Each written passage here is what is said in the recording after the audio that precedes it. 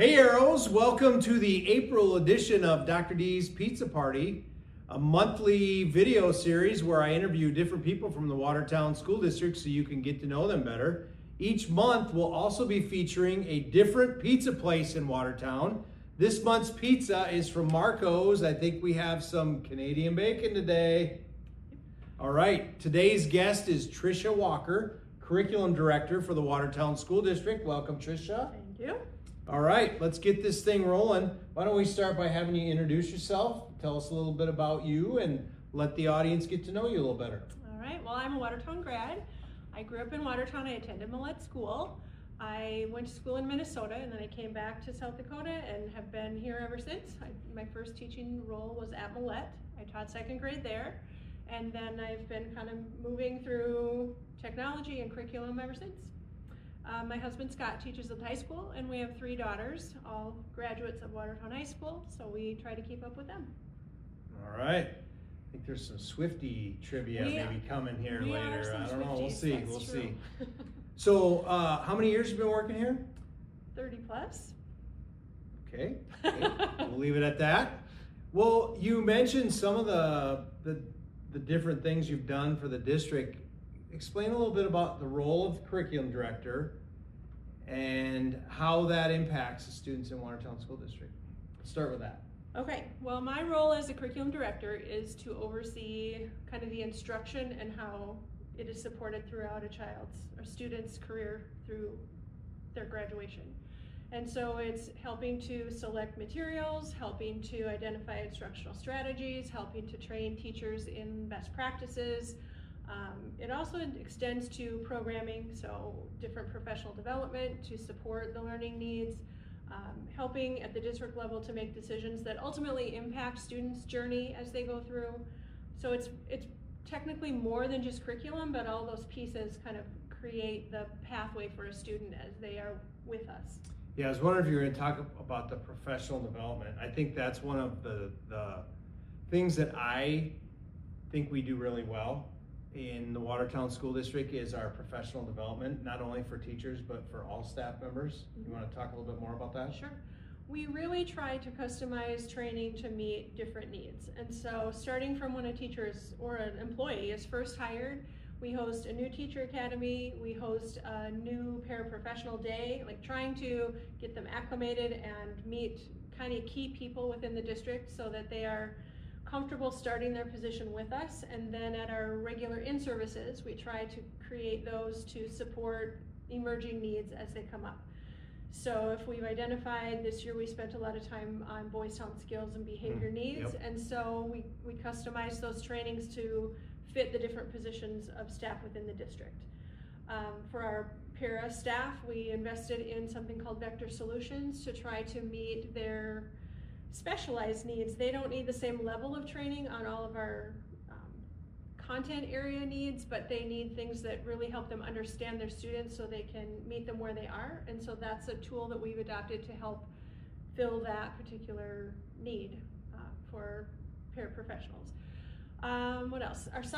My summer's full. It's meeting with staff from K through 12, trying to anticipate what's coming up. So this summer we are finishing or mid language arts adoption, so trying to figure out which things we're ready to implement, which things we're still developing. But we are in year 2 of math and year 1 of social studies and year 3 of science, and so it's just a little of everything, trying to balance all of those pieces and what everybody needs to be ready for the next fall. So, started as a teacher, now you're the curriculum director. Tell us a little bit about that path you took to get from point A to point B where you're at now. Okay, so I taught second grade and I was in that role for 16 years. I never thought I would stay that long in one spot, but really had a strong team and just enjoyed what I was doing. But my coworker was retiring, and so I figured it was a good time to make a change. I was also serving as the Watertown Education Association president, and that role was taking a lot of time and energy, and I was getting to see a bigger picture of the district through that role. And so I was looking for something that would help me balance all of that. And so I took a position as a tech integrationist, And I was going to be stationed at Jefferson and Lincoln, between the two buildings. It was supposed to be a 3-year out of the classroom and then back into the classroom. And that didn't ever happen. It sort of evolved into a full-time tech integration. My title changed a lot. It became instructional technology coordinator, and then I was instructional design coordinator, and now I call myself curriculum director, even though the website still says instructional design coordinator. But it was really an evolution of what my duties were. So as a tech integrationist, I really firmly believe the tech needs to be involved in, like, curriculum should lead and tech should support. And so it became natural to really talk about the the curriculum adoption and how tech could support that and extend that and be utilized to help students learn the core content better. And so after about 5 years as a tech integrationist, I said, I think it's time for me to go back to the classroom. My heart is really more in that instructional side and wanting to kind of get back to those core subjects.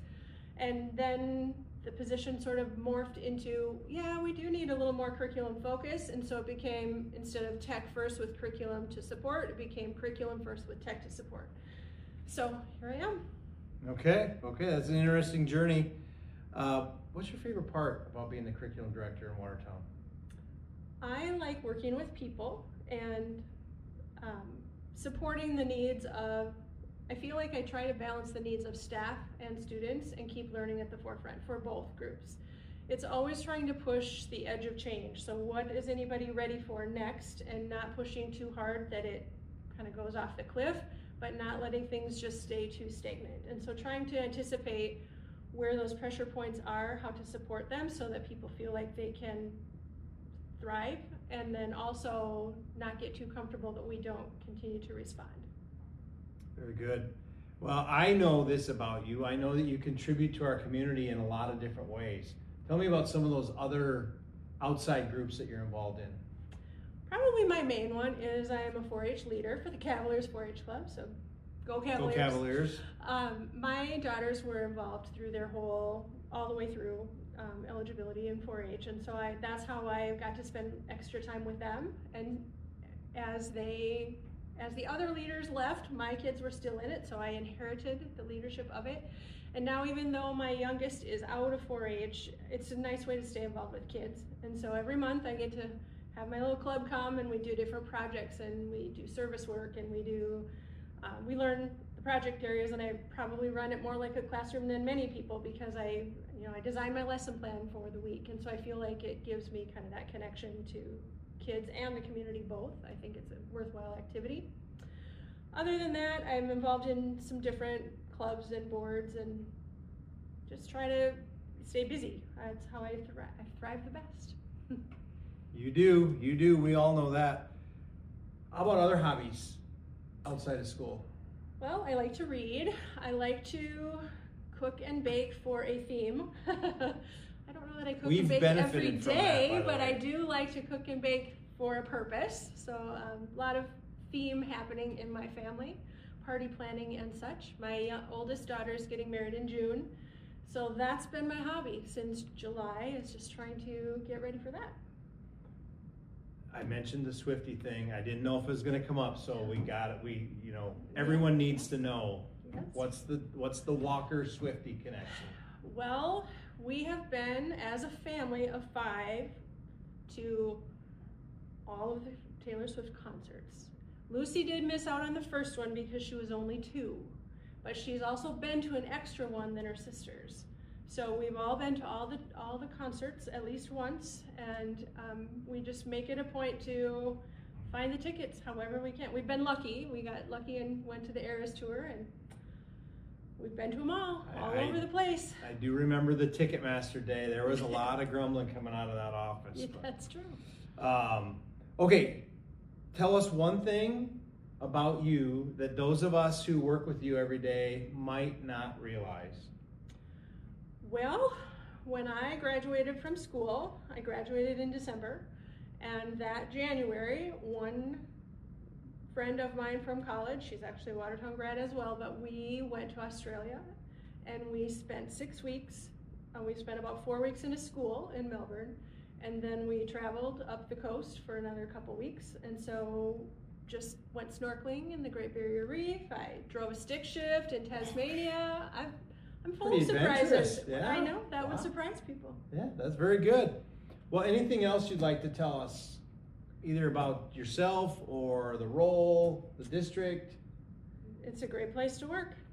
I just have appreciated all the ability to change with the times, but still put students at the front. Excellent endorsement for the Watertown School District. Yes, thank you. Well, thanks again for appearing on Dr. D's Pizza Party today. Our sign off is we take a bite of the pizza as we take a look at this Marcos Canadian bacon. Absolutely. Here we go.